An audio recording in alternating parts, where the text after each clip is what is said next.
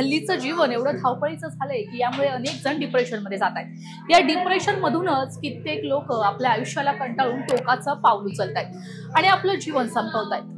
याच संदर्भात एक धक्कादायक घटना समोर आली आहे आणि ती म्हणजे कामाच्या दबावामुळे एका रोबोटने टोकाचं पाऊल उचलत आत्महत्या केली आहे। ही धक्कादायक घटना घडली आहे दक्षिण कोरियामध्ये, ज्यामुळे संपूर्ण जग हादरले, कारण ही आत्महत्या कोणी व्यक्तीने नाही तर चक्क एका रोबोटने केली आहे। कामाचा ताण आल्याने या रोबोटने कंटाळून हे पाऊल उचलले। हा रोबोट मध्य दक्षिण कोरियाच्या म्युनिसिपल विभागात सहाय्यक म्हणून काम करत होता। या रोबोटच्या आत्महत्येला मध्य दक्षिण कोरियाच्या नगरपालिकेच्या अधिकाऱ्यांनी दुजोरा देत या रोबोटने स्वतःला जिन्याच्या पायऱ्यावरून खाली पाडलं असं सांगितलं जातंय। गेल्या वर्षभरापासून हा रोबोट भूमी शहराच्या नागरिकांना प्रशासकीय कामांमध्ये मदत करत होता।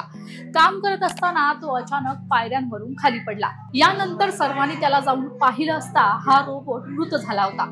एवढंच नाही तर नगरपालिकेच्या अधिकाऱ्यांनी सुद्धा हेच सांगितलंय की या आत्महत्येच्या घटनेपूर्वी ज्या प्रकारे त्रासलेली व्यक्ती इकडे तिकडे फिरते त्याचप्रमाणे हा रोबोट फिरत होता।